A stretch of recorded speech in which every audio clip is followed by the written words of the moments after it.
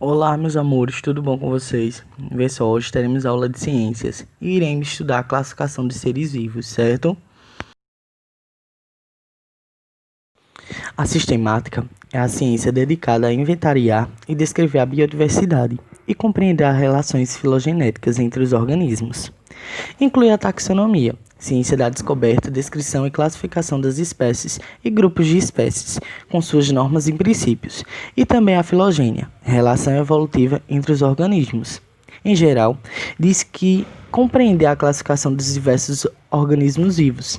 Em biologia, os sistematas são os cientistas que classificam as espécies em outros táxons, a fim de definir o modo como eles se relacionam evolutivamente.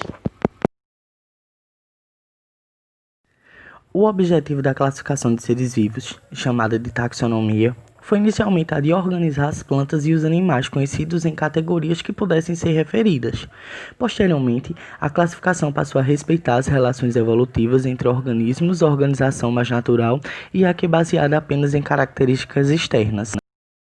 Para isso, se utilizam também características ecológicas, fisiológicas e todas as outras que estiverem disponíveis para os táxons em questão.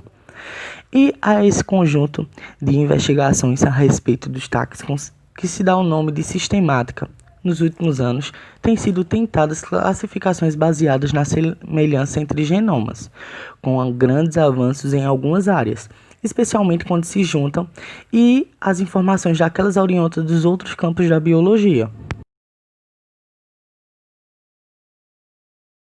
A classificação dos seres vivos é parte da sistemática, ciência que estuda a relação entre organismos e que inclui a coleta, preservação e estudo de espécimes e a análise de dados vindos de várias áreas de pesquisas biológicas.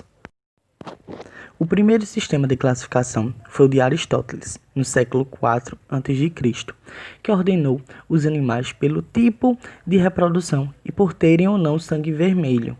O seu discípulo, Teofrasto, classificou as plantas por seu uso e forma de cultivo. Nos séculos 17 e 18, os botânicos e zoólogos começaram a delinear e atuar sistemas de categorias, ainda baseado em características anatômicas superficiais. No entanto, como a ancestralidade comum pode ser a causa de tais semelhanças, esse sistema demonstrou aproximar-se da natureza e continua sendo a base de classificação atual.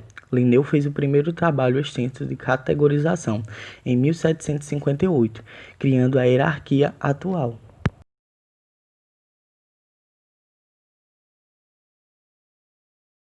A partir de Darwin, a evolução passou a ser considerada como paradigma central da biologia, e com isso evidências de paleontologia sobre formas ancestrais e da embriologia sobre semelhanças dos primeiros estágios de vida. No século XX, a genética e a fisiologia tornaram-se importantes na classificação, como o uso recente da genética molecular na comparação de códigos genéticos.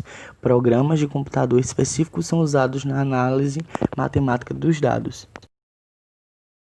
Em fevereiro de 2005, Edward Osborne Wilson, professor aposentado da Universidade de Harvard, onde cunhou o termo biodiversidade e participou da fundação da sociobiologia, ao defender um projeto genoma da biodiversidade da Terra, propôs a criação de uma base de dados digital com fotos detalhadas de todas as espécies vivas e a finalização do projeto Árvore da Vida.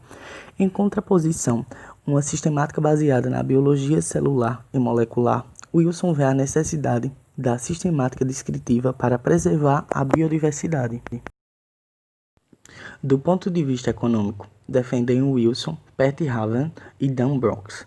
A sistemática pode trazer conhecimento úteis na biotecnologia e na contenção de doenças emergentes, mas a metade das espécies do planeta é parasita, e a maioria delas ainda é desconhecida. De acordo com a classificação vigente, as espécies descritas são agrupadas em gêneros. Os gêneros são reunidos se tiverem alguma característica em comum, formando uma família. Famílias, por sua vez, são agrupadas em uma ordem. Ordens são reunidas em uma classe. Classes de seres vivos são reunidas em filos, e filos são finalmente componentes de alguns dos 5 reinos: Monera, Protista, Fungi, Planta e Animalia, que a gente já estudou, não é isso? Então, vê só. Nós só apenas reunimos gêneros se eles tiverem alguma característica em comum, ou seja, família, ordem, classe e filos, beleza? Lembrando que os filos são a Monera, Protisto, Fungi, Planta e Animalia, tá bom? Bom dia a todos, um cheirão. Tô morrendo de saudade, tá certo? Um abraço do professor Sueverton.